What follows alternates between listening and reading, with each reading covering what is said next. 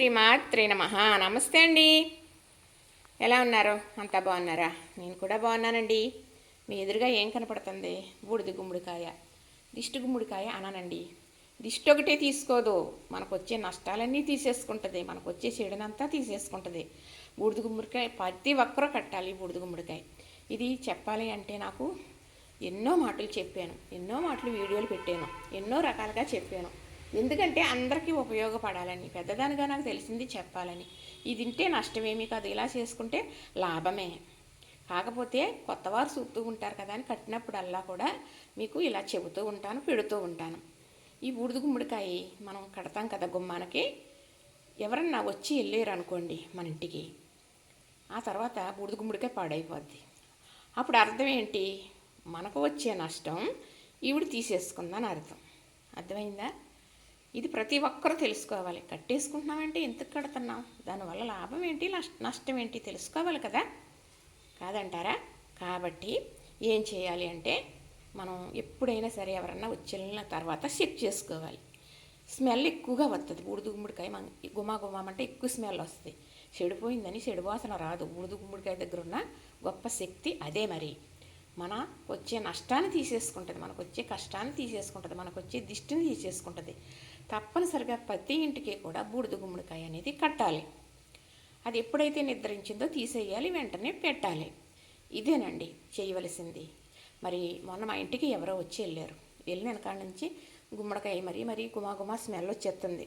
ఇదేంటి ఇంత స్మెల్ వస్తుంది, నిద్రపోయిందా అని చూసేటప్పటికి నిద్రపోయింది. ఆహా అనేసుకుని, ఈవేళ లక్షవారం కదండి, తీసేశారు మా వారు. నిన్న చూశారు, ఇవాళ పొద్దుటే తీసేశారు, ఇప్పుడు తెచ్చేశారు. అయితే తెచ్చిన తర్వాత మీరు కడగకూడదు, ఈ బూడిద అనేది పోయేటట్టు కడగకూడదు. అలా కడిగితే మనకు వచ్చే నష్టాలు తీసుకుని పాడవటం కన్నా ఇలా కడిగితే తొందరగా పాడైపోతుంది అనమాట. కాబట్టి బూడిద గుమ్మడికాయ కడగకుండగానే బూడిద ఉంచేసి చక్కగా ఇప్పుడు పసుపు ఎలా అద్దుతానో, కాటికి బుట్టలు ఎలా పెడతానో, ఉప్పులో ఎలా పెడతానో చూపిస్తాను. ఉప్పులో పెట్టిన తర్వాత దేవుడి దగ్గర పెడతాను, దండం పెట్టుకుంటాను. మా వారు వస్తారు బయట నుంచి, పైన పెట్టేస్తారు. సోటు లేదండి మాకు, బయట వెళ్ళటానికి నాకు లేదండి, ఎలా కట్టవండి అని అనుకుంటారా? ఇప్పుడు మనం గుమ్మం తిన్నంగా కడితే మన ఇంటికి వచ్చేవాళ్ళు వెళ్ళేవాళ్ళు ఆ కాయ కింద నుంచి వెళ్ళాలి, రావాలి.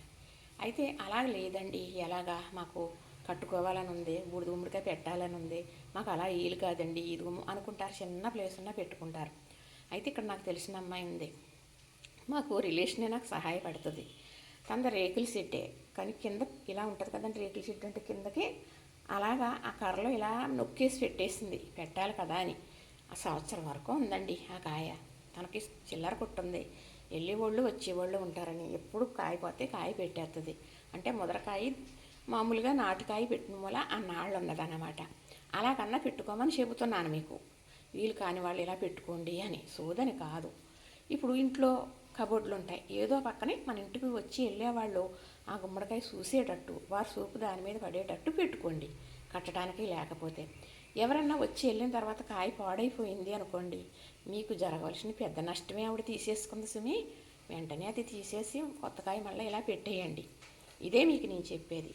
ఇప్పుడు ఈ పసుపు ఎలా రాస్తానో, ఈ బొట్లు ఎలా పెడతానో మీకు నేను చూపిస్తానండి. పిల్లలున్నా పెద్దవాళ్ళున్నా, ఆఖరికి ఇద్దరు భార్యాభర్తలే ఉన్నా, ప్రతి గుమ్మానికి బూడిద గుమ్మడికాయ అనేది ఉండాలి. ఉంటే మనకు వచ్చే దిష్టి నష్టం, ఇంకా ఏమన్నా అనార్థాలు చాలా మట్టికి తీసేసుకుంటుంది. మన ఇంటికి వచ్చిన వారు చెడు దిష్టి ఏదన్నా ఉంటే ఈవిడ తీసేసుకుంటుంది. అందుకే ఎవరన్నా వచ్చి వెళ్ళిన తర్వాత పాడైపోతుంది. ఇదే మనకు అర్థం. తప్పనిసరిగా బూడిద గుమ్మడికాయ గుమ్మానికి కట్టాలని చెబుతానండి, కడుతూ ఉంటాం మేము.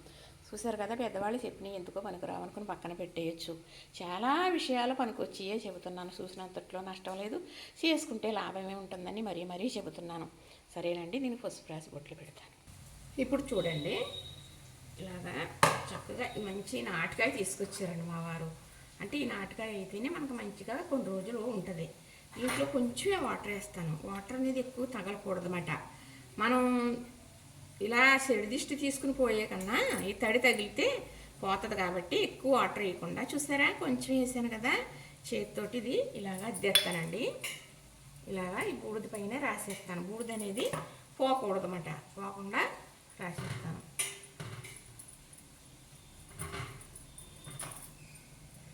ఇలా రాసేసామనుకోండి, చక్కగా కాటికి బొట్లు పెట్టేసుకుంటాం. ఇంతే కొద్దిగా వాటర్తో ఇలా జరిపేసుకుంటే జరిగిపోతుంది అన్నమాట. ఇలాగా అంటే బూడిద అనేది పోకూడదు. ఎప్పుడు కూడా బూడిద గుమ్మడికాయకి బూడిద పోతే మనది కాయ.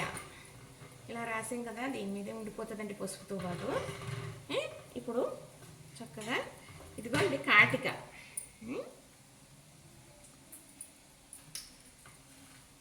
కాటిక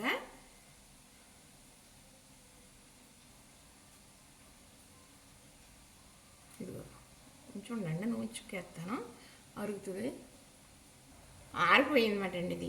ఈనాడుతోండి 10 సంవత్సరాలు మరినా ఈవిడ కోసం ఇలా వాడుతూ ఉంటాను. ఇలా ఆరినప్పుడు ఒక గొబ్బరి నుంచి చుక్కేస్తే ఇలాగ మనకి అరుగుతుంది అన్నమాట. చక్కగా ఇలాగా చూసారా, ఇలాగా ఇలా బొట్లు పెట్టేసి చక్కగా పెట్టేయటమే బుట్లో.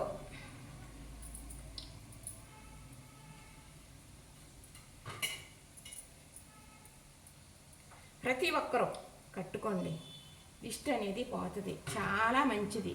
మనకి ఈ పనులు అవ్వట్లేదు ఏంటి నలగోస అనుకుంటాం కదా, అలాంటిది కూడా పోతుందండి. ఇది మరి తీసినప్పుడల్లా ఉట్టుతో సహా పాడేస్తారండి చాలామంది. అలా అవసరం లేదు. చక్కగా కాయ తీసేసి ఆడేసి ఉట్టు శుభ్రంగా కడిగేసి ఆరబెట్టేసుకుని ఈ ఉట్టులోనే మళ్ళీ పెట్టేసుకోవచ్చు. అంతేనండి, ఏమి ఉండదు. చక్కగా సరే ఇదిగో ఇప్పుడు దేవుడి కాడ పెట్టేసుకుందాం.